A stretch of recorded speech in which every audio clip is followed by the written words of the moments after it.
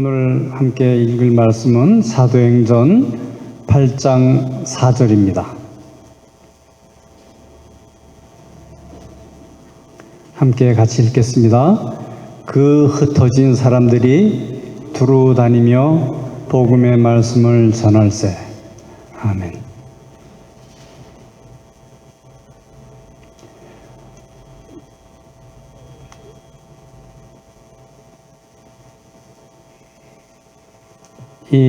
오늘 묵상하는 말씀은 제목이 흩어진 사람들, 영어로는 디아스포라라고 하는 그런 제목으로 말씀을 드리려고 합니다.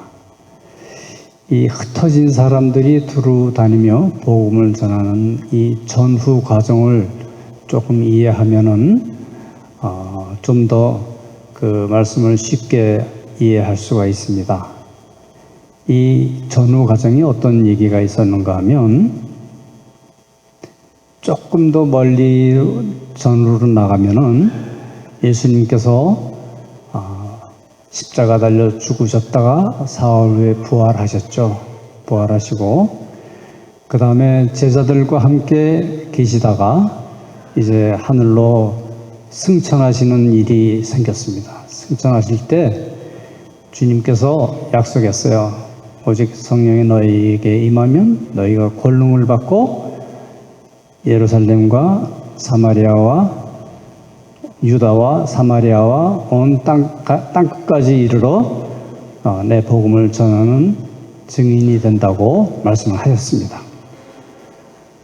그리고 제자들은 그 말씀을 믿고 다락방에서 열심히 이제 기도하는 그러한 일이 있었고요.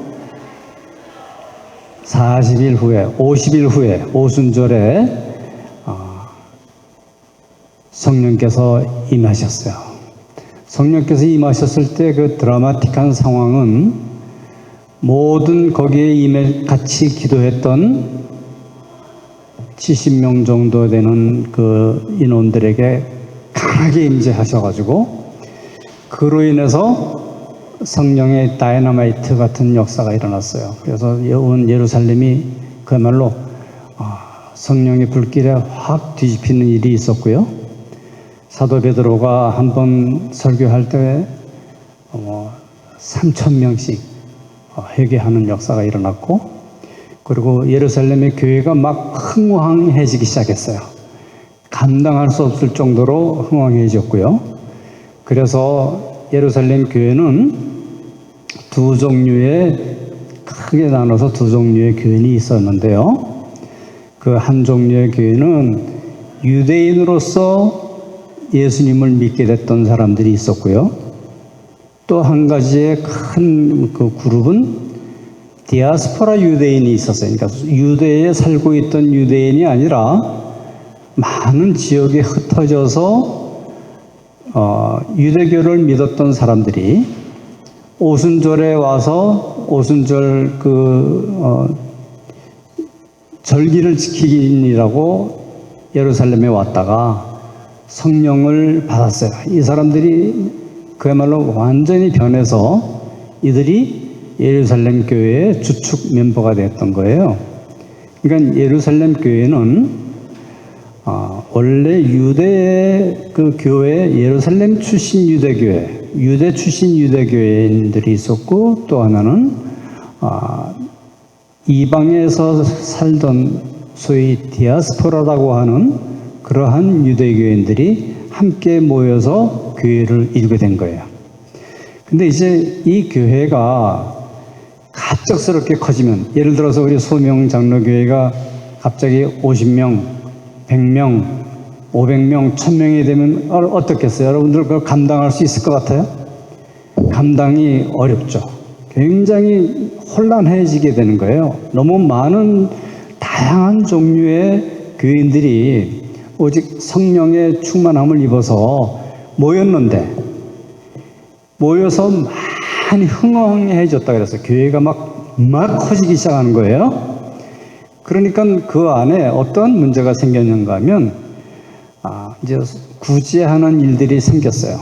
특히 특히 구제는 그 당시에 초대교회 때 많은 분들이 예를 들어서 과부들도 있고 고아들도 있고 이런 그 어려움 가운데 있는 분들이 많이 모여 있었는데, 특별히 디아스포라 유대인들, 이방에서 살다가 예루살렘에 와서 예수님을 만나고 교인이 되었어요. 예루살렘 교회 교인이 되었는데 이들이 이제 구제하는 일에 소외당하는 일이 생겼어요.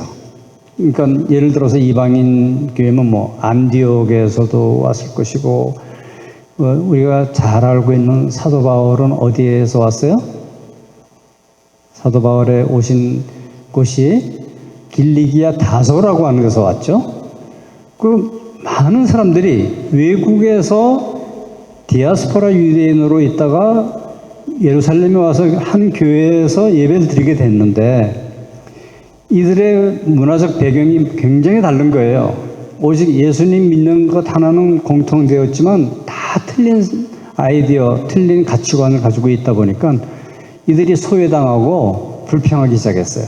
그래서 사도들이 이제 집사 7을 세웠어요. 그 집사들은, 우리는 사도들은 기도와 말씀에 전념하고 집사들은 이제 공개하고 섬기는 일에 전념하기 위해서 이렇게 나눴던 거예요. 그 집사가 7 집사가 다 어느 출신인가 하면 유대에 살고 있는 유대인이 아니고 이방에 살고 있는 유대인들이 와서 믿게 된 사람들이 집사들이 된 거예요. 전부 다. 여러분들이 그 집사 7의 이름을 다 보면은 다 정통 유대인의 이름이 아니고 외국인의 이름이 하나씩 들어가 있어요. 그 중에 오늘 우리가 이제 말씀을 나누려고 하는 특별한 유대인, 특별한 이방인 출신 집사가 한 분이 있었는데, 이분이 바로 스데반이에요. 스데반은 그 이름 자체가, 여러분, 스데반이라고 하는 이름은 헬라어 이름이에요. 그러니까 이분은 유대에 살고 있던 유대인이 아니고 헬라에서 헬라 교육을 받고 있다가 유대에 와서 하나님의 말씀도 배우고 하나님의 말씀을 연구하고 그 중에 특별하게 뽑혀서 집사가 된 분이에요.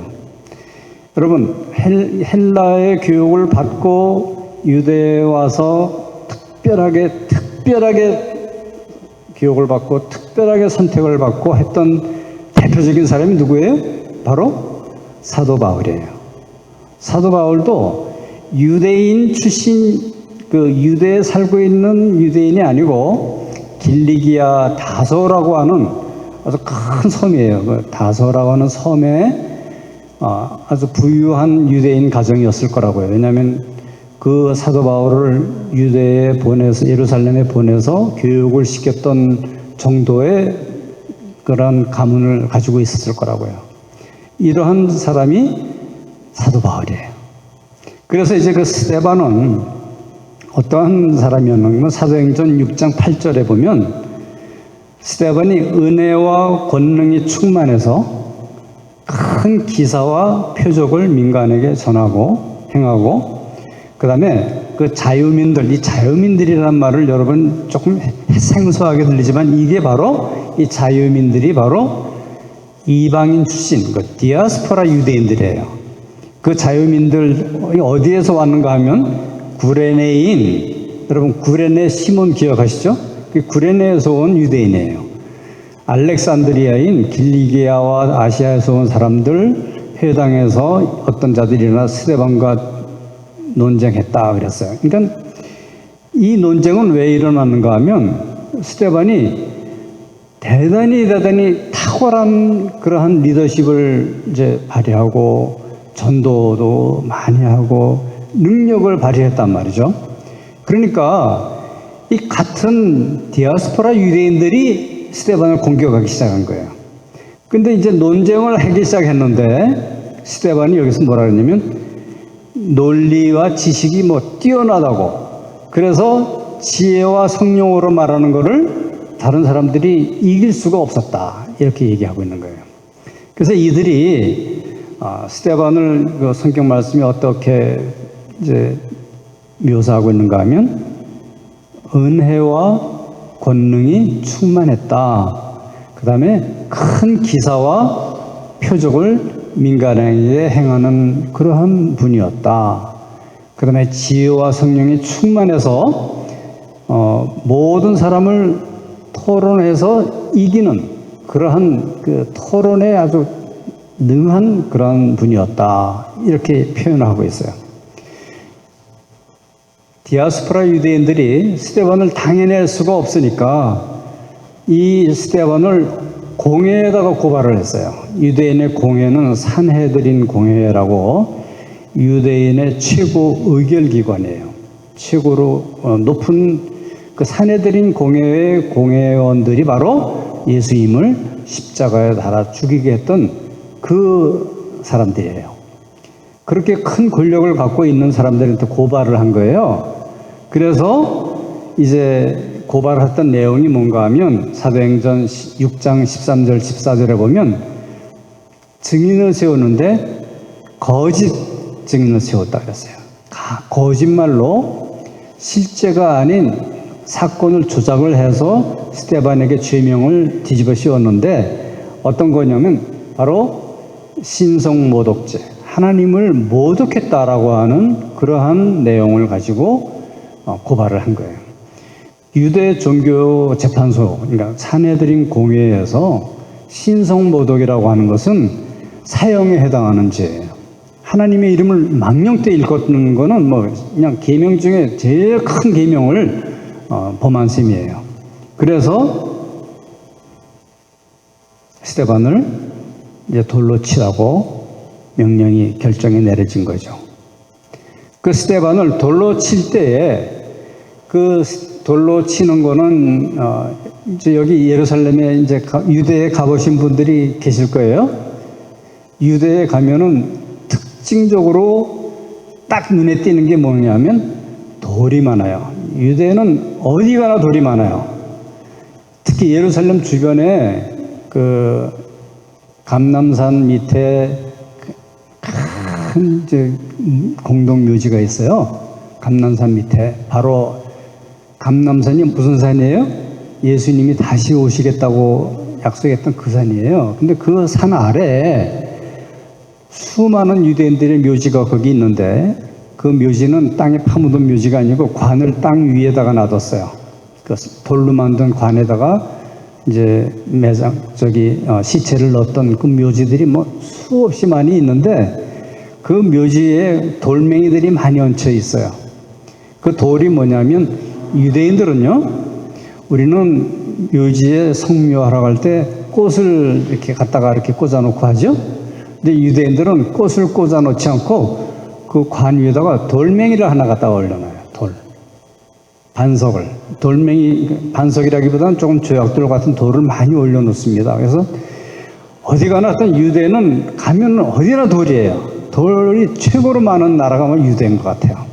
그래서 이 돌로 쳐서 죽이는 그 사용 방법은 가장 쉽고도 가장 효과적이고 가장 널리 행해졌던 일이었어요.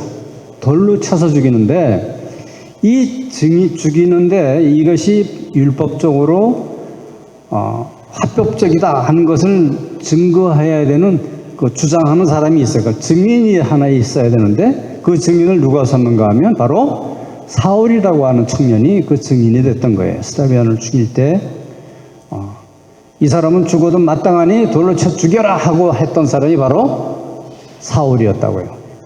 이 사울이 성경 말씀에 보면 스데반이 죽는 모습을 보고 마땅하다, 우리는 할 일을 했다라고 믿고 있었다고 성경 말씀은 얘기하고 있어요.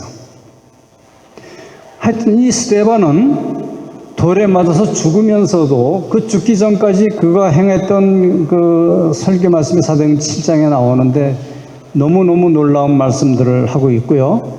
맨 마지막에 무슨 말씀 하냐면 인자가 하늘에서 보좌에서 서서 나를 기다리고 있다라고 하고 얘기를 하고 있어요. 예수님께서 보좌에 앉아 계시는 예수님께서 보좌에서 서서 스데반을 보고 있다. 그에게 미소를 보여주고 계셨다. 그에게 빛난 광채를 보여주고 계셨다는 거예요. 이 말씀이 모든 그 주변에 있던 유대인들의 마음을 아주 분노하게 만들었어요. 하나님이 보좌에서 일어서서 한다고 무슨 신성모독도 그런 신성모독이 없다라고 해서 다 쳐 죽인 거예요. 바울도 마땅해. 너는 죽어서 마땅한 사람이구나 라고 했어요. 자, 이제 여기에서 끝난 것이 아니고 이 일이 일어나고 나서부터 예루살렘에는 큰 핍박이 닥친 거예요. 예루살렘 교회에 출석하거나 예수를 믿는다고 고백하는 모든 신도들에게 다 잡아서 그들을 감옥에 가두고 그들을 핍박하고 내쫓고 추방하기 시작해서 성경에 보니까 사도들만 남고 예루살렘 교회에는 다 사방으로 흩어졌다라고 얘기하고 있어요. 예루살렘 교회는 이제 말하자면 끝난 거죠. 이제 남은 게 없죠. 그런데 여기에 큰 반전이 일어나고 있는 거예요. 이 반전이 어떤 반전인가는 이 흩어진 사람들, 이 핍박을 당하고 그 핍박으로 인해서 예루살렘을 떠나야 됐던 사람들이 가는 곳마다 여기 보면 하나님의 복음을 전하고 있었다고 얘기하고 있어요.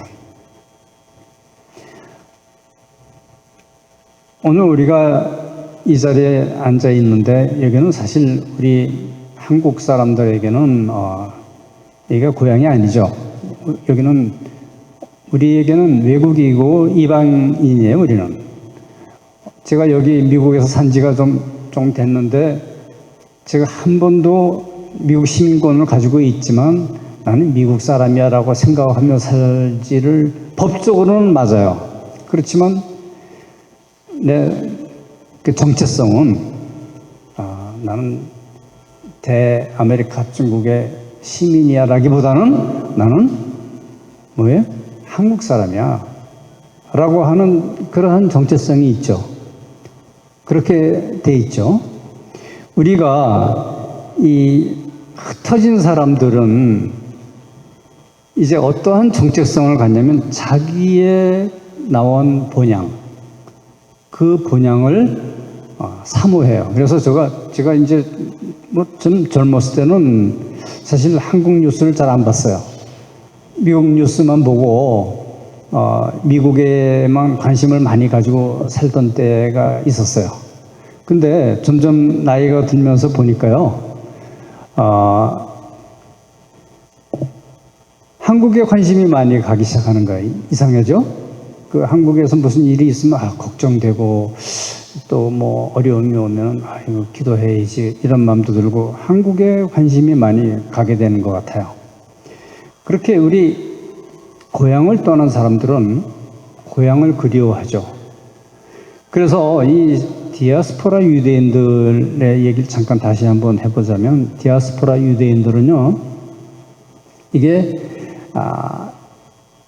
언제 디아스포라가 일어났느냐면 첫 번째 디아스포라는 언제 일어났냐면 722년 BC 그 주전 722년에 그 아수르라고 하는 그 지금에 말하면 시리아예요. 그 당시에 최대의 강국이었어요. 그 당시에는 그 아수르 왕이 내려와서 그 북이스라엘 그 사마리아를 중심으로 한 그 북이스라엘을 쳐서 북이스라엘 사람들을 많이 포로로 붙잡아가고 북이스라엘을 완전히 망가지게 만들어 놓고 거기다가 다른 이방 종족들을 갖다가 놨어요.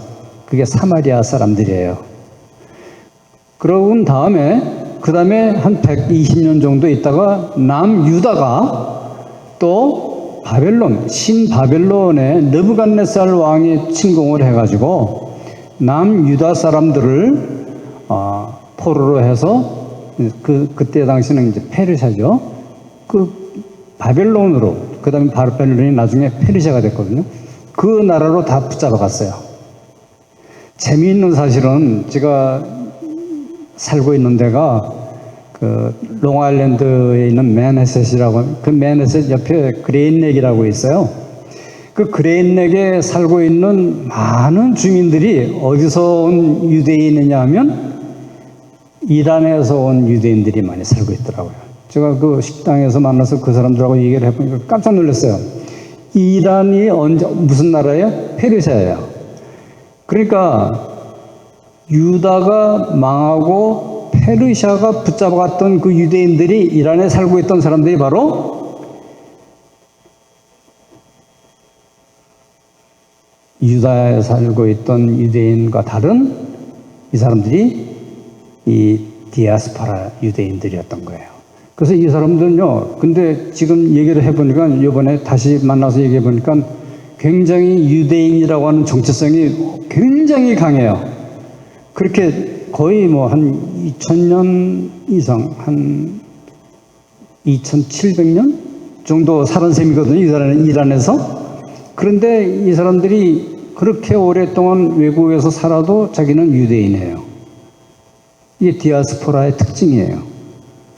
그래서 이 정체성이 대단하더라고요. 그래서 자기네들은 뭐 유대의 그 회당도 만들어 가지고 살았고요. 그 토라도 배웠고 미시나라는 것도 다 수입에다가 다 받고 그대로 풍습을 지키면서 율법을 지키면서 살아왔었어요. 그리고 자기는 유대인이에요. 자, 이제 오늘 말씀의 결론을 맺으면 이거예요. 자기가 어디에 있는 사람이냐 하는 것에 중요한 것이 아니라 자기의 정체성이 뭐냐 하는 것이 중요한 거예요. 나는 유대인이다라고 하는 정체성은 유대인 디아스포라가 만들어졌고요. 나는 크리스찬이라고 하는 정체성은 크리스찬 디아스포라가 만들어지는 거예요. 내가 하나님의 사람이야 라고 하는 그 마음에 가지고 있는 정체성은 어디 가든지 그 사람은 하나님의 사람이 되는 거예요. 하나님의 사람들은, 흩어진 사람들이, 빌립 집사 같은 경우는 이제 빌립도 집사 중에 하나, 빌립도 디아스포라 유대인이에요. 빌립이라는 이름이 유대인의 이름이 아니죠. 이 사람도 빌립 집사도 디아스포라 유대인이었지만 예루살렘에서 쫓겨나고 나서 이분은 그 에디오피아 네시, 그 간다게 여왕의 네시에게 전도를 해가지고요. 그 사람에게 복음을 전한 것이 결국은 에티오피아에 지금까지 남아있어요. 컵틱 처치라고 하는 게 남아있어요. 에티오피아는 그 당시에 이미 사도행전 시대 때 전도받은 그걸로 인해서 지금까지 에티오피아는 그러한 교회가 남아있어요. 컵틱 처치가 지금도 있어요. 그리고 이분은 어디 가든지 전도하고 그 딸들도 다 이 예언자들이 되고요. 빌립의 딸들이. 그런 디아스포라가 됐어요. 여기서 나오는 사울이라고 하는 청년은 일생 일대에 가장 충격적인 장면을 하나 봤다고 한다면 스데반이 죽으면서 주 예수여 나를 받아주옵소서라고 기도하면서 하나님의 나라를 바라보며 환한 얼굴 죽어가는 모습이 충격이었던 것 같아요.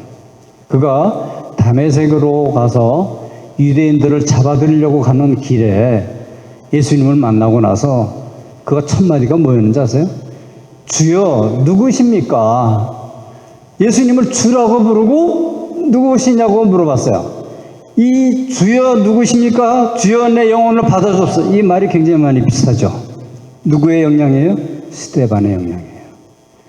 저는 사도 바울에 대한 것을 많이 이제 공부하고 연구하고 그랬는데 사도 바울에게 있어서 눈에 띄지 않고 나타나지 않는 회심의 동기 중에 큰 동기는 스데반의 순교 장면이었던 거예요. 이 사람은 평생 잊지 못할 거예요, 그걸.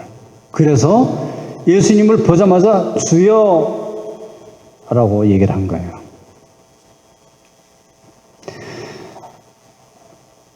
흩어진 성도들이요. 그때부터 많은 지역에 이제 흩어져 가지고 세계를 변화시키기 시작했어요. 사도 바울을 통해서 로마가 변화되고요. 소아시아가 변화되고요. 그리고 그 후로부터 나온 제자들이 다 흩어진 자, 디아스포라 크리스찬의 정신을 가지고 세계 복음을 시작하기 시작한 거예요. 그러니까 사도행전 1장 8절에 보니까 오직 성령이 너에게 임하시면 너희가 권능을 받고 예루살렘과 온 유대와 사마리아와 땅끝까지 이르러 내 증인이 된다. 이렇게 말씀하신 그 말씀이 지금도 오늘 이 시간에도 이 세대에서도 일어나고 있는 거예요. 나는 예수님의 제자예요. 나는 예수님의 디아스포라 크리스찬이에요. 라고 하는 그러한 현상이 지금까지 일어나고 있고 주님 오실 때가 얼마 가깝지 않은 때이지만 지금도 아직도 디아스포라 크리스찬들은 자기의 정체성을 예수 그리스도 안에서 가지고 있고 자기는 하나님의 사람이다. 그리스도의 사람이다. 내가 해야 될 가장 큰 사명 중에 가장 큰 사명은 예수님의 복음을 전하는 것이다. 이렇게 믿으면서 살고 있는 겁니다. 기도하겠습니다. 하나님 아버지 감사합니다. 우리가 이 세상에 이방인과 같이 살고 있는 자들이지만 그러나 고향이 없는 이방인들이 아니고 우리에게는 돌아갈 고향 하나님의 나라가 있는 그런 흩어진 씨앗들, 복음의 씨앗들인 것을 알려주심을 감사합니다. 이 자리에 소명장로교회의 귀한 성도님들 그 마음속에 하나님을 본향으로 삼고 예수님의 복음을 품은 씨앗이 되어서 주위의 많은 분들에게 복음을 전하는 그러한 복된 하나님의 제자들이 되게 하여 주옵소서. 감사드리며 예수 그리스도 이름으로 기도합니다.